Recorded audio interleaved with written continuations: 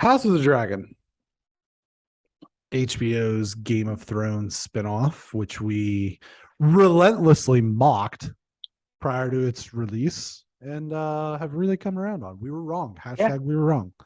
you're wrong. You're wrong. This particular episode, however, shows Lady Rihanna all grown up and Work, work, work, work, work, work, work, work, work, work. Rihanna. Yeah, Rhaenyra, my bad. I know. You said Rihanna, so I had to work with it. Ooh, that was rough. That's okay. Yeah. Now I'm all out of sorts. That's good. Yeah. Brother. So Hey. Princess Rhaenyra delivers her third child to her supposedly, well, not supposedly, her biracial husband, but all of her kids are of one race, Caucasian, which leads to suspicions. It should at this point. No doubt. And this is a 10-year time jump. And Damon has married the lady. I almost said malaria. That's not it. The lady Valeria has some daughters. She's about to give birth. It's the same situation that the king is faced with in the very first episode, where he has to choose the kid or the wife, and Damon chooses his wife, but she ultimately can't make it and barbecues herself. And Sir Kristen Cole makes some unseemly remarks towards the commander of the City Watch, whom the princess has taken as a lover and is the father of all of her children. What did you think about this episode and the very big time jump, very large time jump? My number one note is I did not like the time jump. And I didn't like that. Jarring. It was jarring. And I knew it was happening because yeah, we knew it was coming. Yeah, but I didn't like it, and I don't think they did a good job of like doing it either. I honestly will just say there, it's like, hey, here's what happened, and you're in it now. So I didn't like that. So I thought that was, and I think I'm just gonna keep doing this. Is gonna be, I'm gonna like David Letterman. I will be like we talked about. I am gonna get blue cue cards and just throw them off to the side. And the other thing I didn't like is it felt like it was just the start of a new thing. And so I felt like I was just watching the first episode again. And it was just a wasted time for me. So I didn't particularly like this episode in general. I just thought it was a lot of wasted time. I know this. I understand it. Like, yes, there were some plot lines that were progressed, but yeah. But for me, on the actual idea, it was just like, oh, let's meet the Targaryens again. Let's just. I felt like it could have been like a comedy series. It's like, meet the Targaryens, like someone's coming down the stairs, and they're just like, hey, and and they're just like blah blah blah blah blah, and they're like, oh, Mama Targaryen, Father Targaryen. And you're not, like you said, we like the show. I thought this episode was like lazy. I just thought it was, they didn't know what to necessarily do because of the 10-year jump, and I understand there was some progression. This is what I think they should have done. This is my honest opinion. All my opinions are honest. I don't know why I said that. I'm sorry. That was bad. I think what they should have done is, I think they should have made the last episode, I don't want to say longer because that's stupid. But what they should have done is they should have made the last episode about 15 minutes shorter, but then added part of this to it. So it's the same length of an episode, but then we understand what's actually happening in the next episode. Because it was just like, here we are. And sorry, but that's how I felt. That's literally how I felt. We got that drastic pregnant, and that poor woman. I've always heard that, once you have a baby once, you're like, it's easier. This poor woman. I mean, I don't know. Which are you referring to? The woman that had 3 babies. Now, Rhaenyra? Rhaenyra. Yeah. And it's one of the main characters. You couldn't remember her name. I mean, I called her Rihanna, so. You call her Rihanna, and I can't read my handwriting right now. So, it was actually over other handwriting. But, Rhaenyra. So, I felt bad for her, number one. That was the other thing. It was like, so this just doesn't get easier for these people, number one. And also, that was the first 10 minutes of the episode. Yeah. It was actually the first 9 minutes. I think it was the first 9 minutes and 51 seconds. I could be wrong, but I think that's how I tapped it in. So that didn't mean anything. Like, I know that sounds mean and weird, but it's like, I understand that childbirth is a big thing for everyone. But we also just watched a woman just be in pain for 9 minutes and 51 seconds for literally no reason. That's a problem. Well, I guess I don't agree with you with that, because I think that was to show like she delivered and then she just walked like, okay, Queen wants to see the baby. I know that she's being a bit of a bitch about this, so I'm going to go. Right.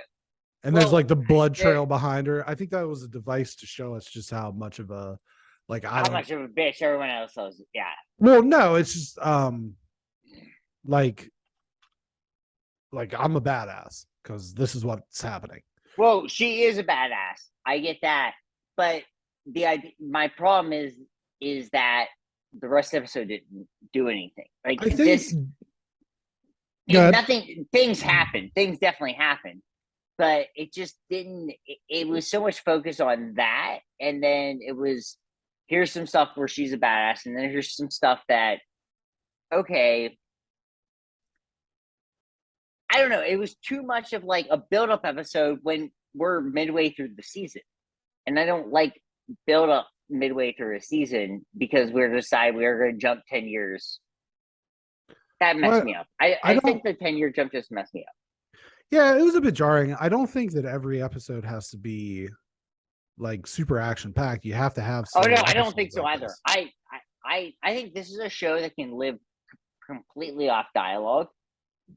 But I also just didn't think the dialogue was as good as the other episodes before this. The problem I had with this episode is that it casts a really negative light on Rhaenyra to the point where she's just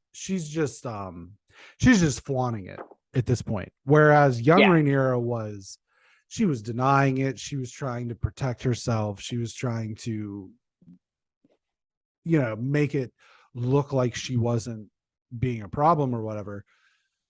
She's just flaunting it now, and I think that that's where this show is actually kind of losing a little bit of steam for me, because none of these characters are likable.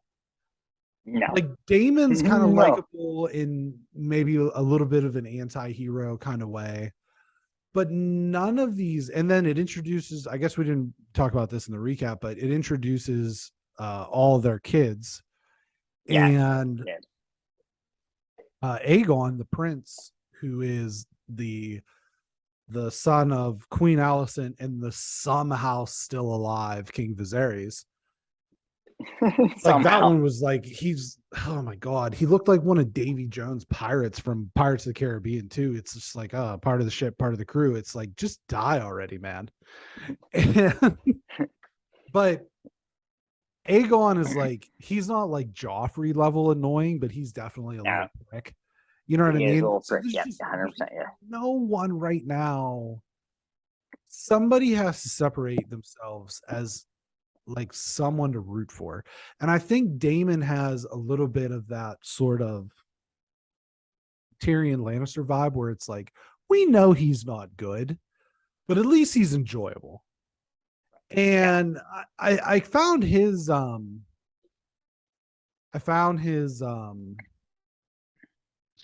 in this episode to be fascinating because it seemed he had softened a little bit. Like he was he and his wife had some tender moments. Who you wouldn't really have thought that through the first several episodes with him, and he seemed to show like genuine compassion towards his daughters, and he just seemed a little bit more mature, which I guess 10 years will do that to a person. Sure. But I'm interested. I guess I'm most interested to see where his story goes. And I'm not as interested to see where things in Westeros as they stand kind of wind up, because I think this was for the Rhaenyra character, this was a little bit of a step backwards. And I don't know if it would have, like, the time jump would have helped that, or if they had kept, the same actresses. And that was the other thing that I found weird. It's like you change a handful of actors and actresses, but then there are other characters. Like Daemon looked like he hadn't aged a day somehow. Right. You know what I mean? Yeah. So that was a little bit Weird. That was kind of a strange choice. But and then, like I said, the king is just like, oh man. He's like, did you ever watch Arrested Development? Yes. Oh yeah. Okay. Do you remember the episodes where Tobias was having the hair implants and he just like, yeah, of course. That's what he looks like. That's what 100%.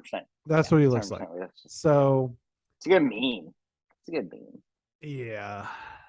So that's just kind of where I'm at with this. Yeah, I don't know. I think once we get into the flow maybe of the new group, but I think the show would have just been better served of just sticking with the people we had. We do it a season of that, and then maybe we jump forward after a season. But yeah, it was jarring. I tend to agree with you. Right? I think I do agree with you on that. Is just maybe run those characters through for the first. Well, here's what you can do is like you film it. These things are notorious for taking a long time to film because they use so many different locations. Right. You film that with this group, and then when you go back for season 2, in the natural flow of time, maybe these younger actors grow up a little bit. Age a little bit, experience the stress and fatigue of being involved with this big series, which adds a little bit to the aging process, I'm sure. And just keep them around rather than switching actors and actresses in midstream like they did. It's just weird. It just looks weird. I don't know. The fantasy things we're covering this week, I have them in red and I have 2 other things in blue, and there's a reason. That's intentional. So is this the Matrix? It is the Matrix. Yes. We'll move on.